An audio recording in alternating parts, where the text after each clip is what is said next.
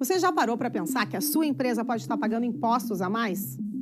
O nosso sistema tributário é bem complexo e é comum as empresas pagarem mais do que o devido. Saiba que é possível recuperar os valores dos últimos 5 anos e reforçar o seu caixa. A Fortus Tax é especialista no assunto e já ajudou muitas empresas nos seus 18 anos de atuação. E o mais importante, você só paga pelo serviço depois que o dinheiro estiver na sua conta. Fortus Tax. Pagar o justo é o nosso forte.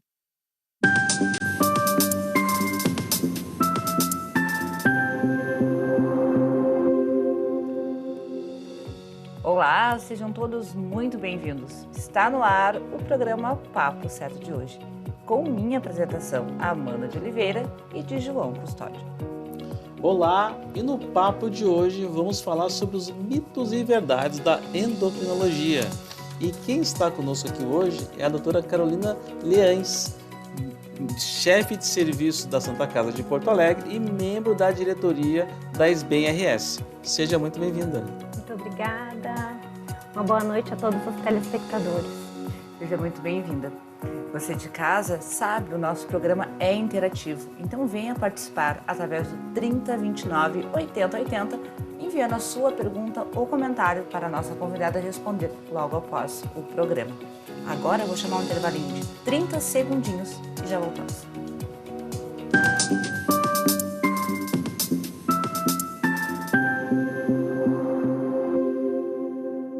Tá difícil encontrar o profissional certo para a sua empresa? Precisa de alguém detalhista para aquela vaga no financeiro?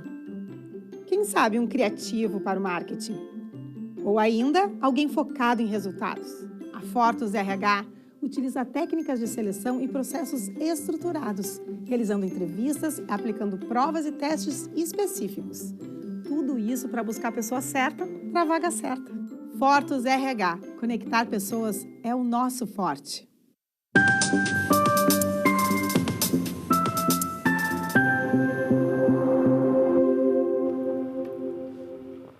Voltamos e através do nosso Instagram, papocerto.com.br, tu pode sugerir o assunto, o tema e até mesmo o convidado que tu queres ver aqui no programa. Então, indo para a nossa primeira pergunta desse bloco, doutora Carolina, o que é um endocrinologista? Um endocrinologista é um médico com formação para avaliar e tratar distúrbios hormonais e do metabolismo.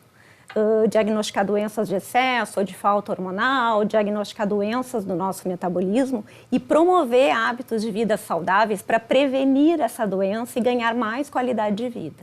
Eu vou aproveitar e fazer uma pergunta, doutora, com uma curiosidade, né? Que a pessoa também é acima do peso, né? Tipo eu, assim, algumas pessoas falam assim, não, meu problema não é alimentar, meu problema é relacionado a hormonal. É muito frequente esses problemas hormonais ou geralmente realmente a maior parte dos problemas de obesidade está relacionado à alimentação? A obesidade é um dos nossos maiores problemas de saúde pública hoje e a obesidade ela é multifatorial. Então, nós temos sim problemas hormonais que podem predispor e favorecer a ocorrência da obesidade e nós temos muitos fatores genéticos, ambientais, de qualidade do sono, de estilo de vida que estão associados com a obesidade. Então, a gente tem vários fatores, não é um só, não é um hormônio só, a gente tem vários fatores interferindo nisso. Doutora, é muito comum ouvir as pessoas falando assim, eu acho que eu tenho meu metabolismo lento. Mas o que é o metabolismo e isso de ser lento realmente existe? A metabologia, como a gente chama, endocrinologia e metabologia, a parte da metabologia é a especialidade médica que estuda o metabolismo, que são todas essas reações químicas que a gente tem no organismo para geração de energia e para manutenção, né, da homeostase do nosso organismo. Então, várias coisas interferem no nosso metabolismo, desde a idade, da quantidade de massa muscular que a pessoa tem, da quantidade de gordura corporal, das questões genéticas, né, para predispor a ter um metabolismo que pode ser mais acelerado ou mais lento, alguma alteração hormonal, mas efetivamente existem metabolismos diferentes. Não, tem pessoas que parece que come, tem a perna oca, né? A gente fala, mas tá comendo dia inteiro, pessoa magra, come, E a gente fala, bate, é perna oca, né? Porque não engorda, o metabolismo dela realmente favorece bastante. A gente tem muitos fatores genéticos interferindo nessa homeostase, né? Então, isso é uma das razões porque a gente não pode pegar uma verdade absoluta e achar que essa verdade serve para todos, né? Porque cada um é um indivíduo. Sim. E, doutora, em que momento se deve procurar realmente um endocrinologista? Então, para a prevenção das doenças crônicas, né, nas questões de obesidade, né, manutenção do peso corporal, e para o diagnóstico e o tratamento dos distúrbios hormonais. Então, na verdade, o endocrinologista, ele trata dessas doenças, os hormônios, eles são produzidos nas nossas glândulas, eles entram na circulação e eles vão para todo o nosso corpo. Então, as manifestações das doenças endocrinológicas, elas são múltiplas, de vários sistemas, não é um ponto só. Então, se a pessoa tem, por exemplo, distúrbio de crescimento, alguma alteração de puberdade, o endocrinologista faz essa avaliação, distúrbios do metabolismo dos carboidratos, como a glicose, né, o diabetes, a obesidade, distúrbios do metabolismo dos lipídios, então colesterol, triglicerídeos elevados, alterações das glândulas em si, como a tireoide, a suprarrenal, a hipófise, que é a glândula que a gente tem na cabeça. Então, a área de atuação do endocrinologista, ela é bastante ampla, né, para procurar auxílio em relação a isso. Mas já que tu falaste em prevenção, tem alguma idade que normalmente acontecem mais distúrbios na endocrinologia ou é variável? Crianças podem ter, como idosos também? Sim, a gente tem, na verdade, uma ampla variação de alterações hormonais, mas basicamente esses momentos, a puberdade, o momento da gestação, o momento do climatério, né? Essa questão mais do envelhecimento, onde a gente tem uma maior ocorrência de algum distúrbio que possa acontecer e que, às vezes, precisa fazer uma avaliação para um diagnóstico e um manejo correto. Doutora Carolina, também o metabolismo, ele muda conforme a idade? Por exemplo, a pessoa estava com 20 anos, comia uma quantidade. Ela está com 40 anos, come a mesma quantidade, só que parece que o efeito na barriga é maior. Muda realmente? A gente tem mudanças mais gerais, não só de metabolismo em si, gasto de energia, mas hábitos de vida, tipo de alimentação, né, quantidade de atividade física ou de massa muscular que aquela pessoa tem. Então, tudo isso sim interfere, né, com a mudança e essa maior dificuldade, né, de manter o peso ao longo da vida. E a alimentação lá altera os resultados dos exames de colesterol e triglicerídeos? Sim, a gente tem os excessos alimentares de alimentos ultraprocessados, de alimentos ricos em açúcar, em gorduras saturadas. Essas gorduras consumidas em excesso e esse açúcar em excesso acaba sendo estocado na forma desses lipídios, que são os triglicerídeos e o colesterol. Então, a alimentação interfere de uma forma direta nos níveis de colesterol e de triglicerídeos que a gente tem no sangue. Bom, e doutora, e a atividade física? A atividade física ela acaba influenciando os resultados dos exames também? Positivamente, ou negativamente? A gente tem vários benefícios já comprovados de uma atividade física regular para a saúde, tanto para a saúde de bem-estar mental, redução de sintomas depressivos, quanto para o bem-estar físico, né, de maior disposição, de melhora da memória, e para a prevenção, né, de excessos de colesterol, de triglicerídeo, a gente tem um efeito direto nisso. Além dela ter uma proteção cardiovascular, que é reduzir a chance da gente ter eventos cardiovasculares também, a prática, né, da atividade física. Falando sobre resultados de exames, que exames normalmente os endocrinologistas solicitam para os pacientes? A avaliação médica mais detalhada vai fazer com que o endocrinologista decida quais exames são necessários para aquele paciente, né? Dependendo do seu estilo de vida, do seu histórico familiar, dessas questões genéticas. E aí a gente vai passar por questões hormonais, se for o caso, se houver indicação, a avaliação da glicemia, que se deve fazer, que é o exame de açúcar no sangue, a avaliação do perfil lipídico, que são os níveis de colesterol e triglicerídeo no sangue. Então, depende da faixa etária e da manifestação clínica, a gente pode ter uma gama maior ou menor de exames que são necessários para fazer esse diagnóstico. Mas a maioria deles, então, seriam exames de sangue ou urina? Exames de sangue na maioria. Já tem esse diagnóstico, já um norte para definir um tratamento, se for o caso, né? Isso, aí a gente faz uma avaliação individualizada e através dos níveis, né, dos exames consegue ter uma ideia melhor. Mudar hábitos não é fácil, né? E em relação aos usuários de insulina, como eles fazem para fazer a coleta do sangue? Para a coleta do exame de sangue, tem atualmente vários exames já não precisam mais do jejum, que era uma coisa obrigatória para muitos exames até há pouco tempo. Então isso facilita a vida de quem usa insulina, porque o paciente pode em casa aplicar a sua insulina, fazer a sua refeição e sair para fazer a coleta do exame sem o risco de ter queda do nível de açúcar no sangue, que é a hipoglicemia. Quando for necessário que ele colete um exame que precise de um período de jejum, a orientação é que ele colete de manhã bem cedo, não aplique as insulinas antes de sair de casa, colete o exame de sangue e aí depois do exame de sangue ele aplica a sua insulina conforme a prescrição e faz a sua alimentação dentro do tempo recomendado para a alimentação após a insulina. Doutora Carolina só comentou agora que parece que um tempo atrás era muito comum a maior parte do exame de sangue ser em jejum. 12 horas, 8 horas. Isso deu uma mudada agora nessa questão do jejum antes dos exames? Sim, a gente tem uma maior facilidade, inclusive até para a interpretação dos níveis de colesterol e triglicerídeo não associados ao jejum. Então, a glicemia de jejum, que é o exame de açúcar no sangue, ainda é um dos que precisa dessas 8 horas de jejum. Mas ele muito mais é usado para o diagnóstico, para quem ainda não tem o diagnóstico de diabetes. Quando o paciente já tem, muitas vezes a monitoração que ele faz em casa, né, da glicemia capilar, permite que ele não tenha que fazer essa coleta em jejum. Doutor, o que é a dieta habitual? Pois aí é uma pergunta interessante. Na verdade, a dieta que seria natural, uma dieta saudável, que deveria ser habitual para nós, é uma dieta que hoje a gente tem visto ser deixada de lado, né?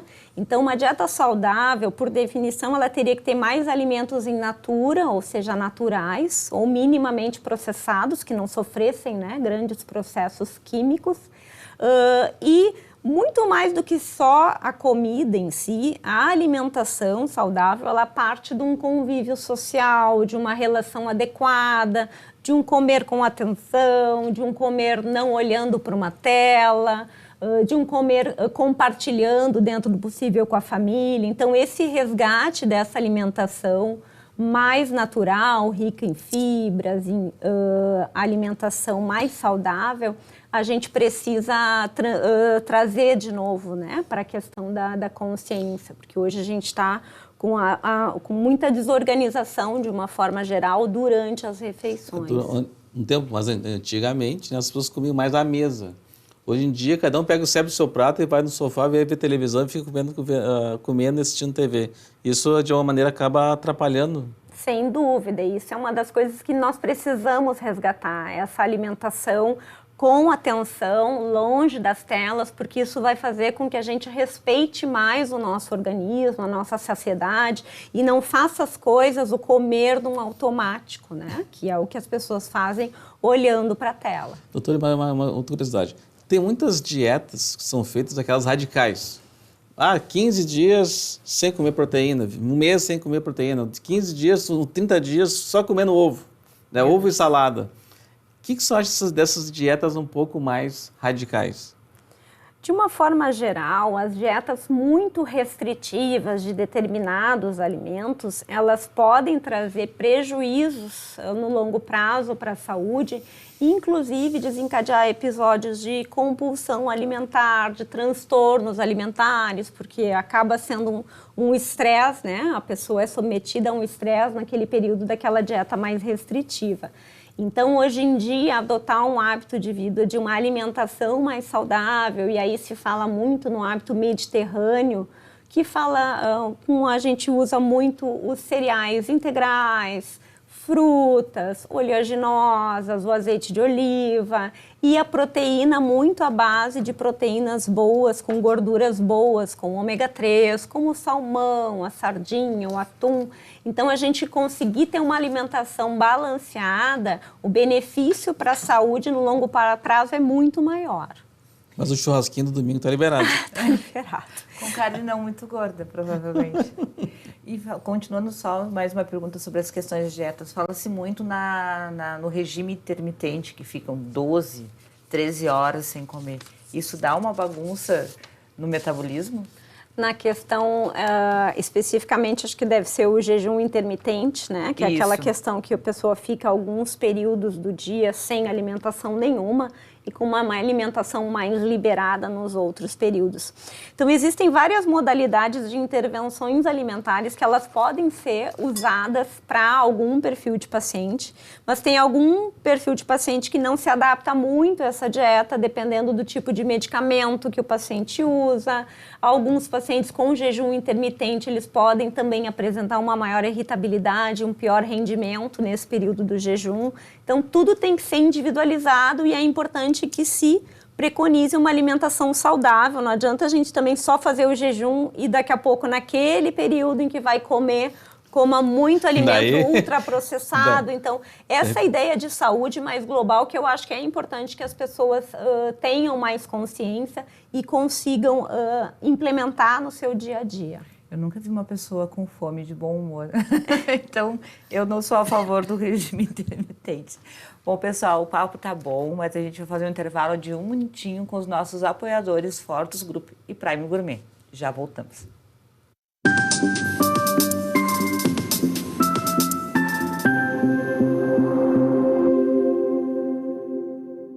Tal ganhar o prato do seu acompanhante. Com esse app você compra um e ganha um. Simples assim. Vale também para ingressos e hospedagens. De Gramado para o Brasil, o Prime Gourmet traz experiências incríveis para você. Baixe o app grátis e assine quando for usar. Já somos mais de 500 mil aproveitando esse guia gastronômico e turístico. Faça parte desse clube também. Para o cliente, economia e experiências em dobro por 1 ano. Para o parceiro Prime, clientes selecionados. Uma forma elegante de utilizar descontos. Em tempos de juros altos, margens reduzidas e incertezas, rever estratégias é fundamental para manter o seu negócio competitivo. Esse cenário exige planejamento e organização financeira. Nessas horas, qualquer ajuda é bem-vinda, mas a ajuda de um especialista é necessária. A Fortus Consulting conhece na prática e tem as soluções adequadas para cada situação. Fortus Consulting. Melhorar os seus resultados é o nosso forte.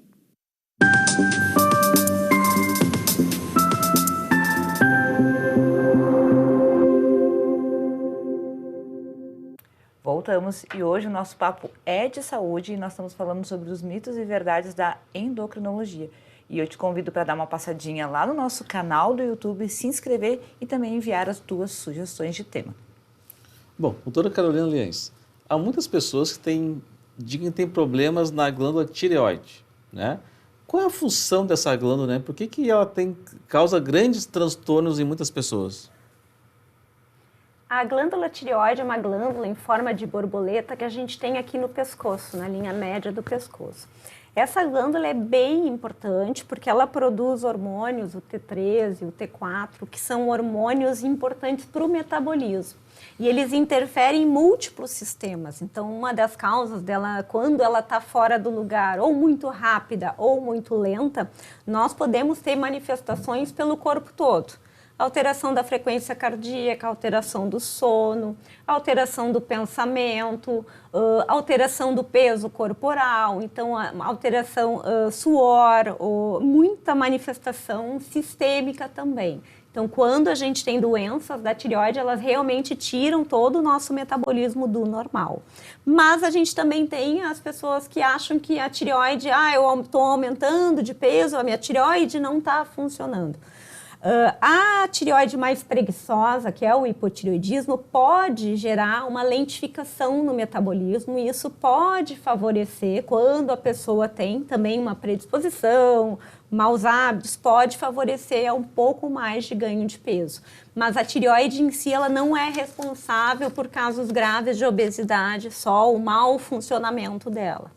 Está muito relacionado também à alimentação, né? Todas aquelas outras questões, né, de genética, alimentação, atividade física, todas essas nuances, né, envolvidas na regulação do peso corporal. Uma questão, me parece que é fácil identificar esse problema, porque às vezes a pessoa está com problemas de pensamento, de foco, está com problema de suor, você comentou de alguns reflexos dessa questão da tireoide. É fácil identificar isso, porque às vezes a pessoa pode estar procurando o médico especialista errado, às vezes.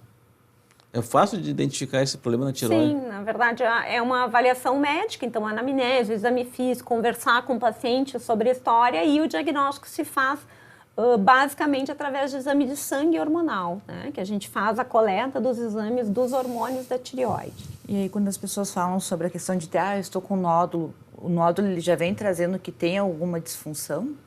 Nós podemos ter o nódulo da tireoide isolado, que é uma alteraçãozinha anatômica, né? Uma formação de uma bolinha na região da tireoide. Nós podemos ter disfunções hormonais, mas eu posso ter um nódulo e ter a minha tireoide funcionando, a parte hormonal normalmente, tá? Então, os nódulos de tireoide, eles são muito comuns na população, especialmente nas mulheres acima dos 40 anos e não necessariamente estão associados à alteração dos hormônios da tireoide. Mas a gente precisa fazer uma avaliação mais detalhada para ver tamanho, para ver alguma característica, né? Para que a gente possa fazer a investigação complementar necessária.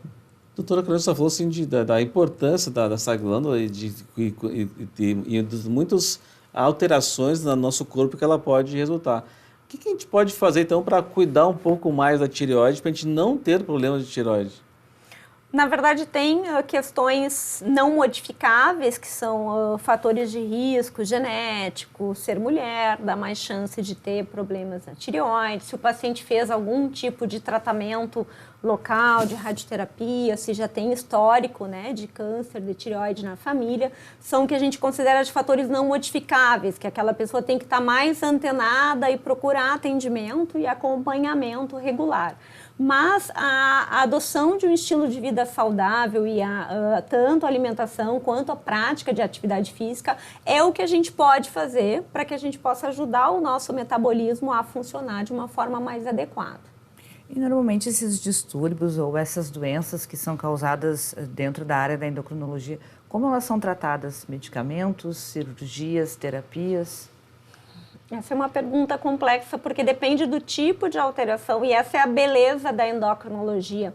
Nós temos tratamentos cirúrgicos, muitas vezes, que são necessários, tratamentos hormonais que são necessários, tratamentos com medicamentos que são necessários e outras vezes intervenções comportamentais, alimentares e atividade física que podem resolver o distúrbio que está sendo feito.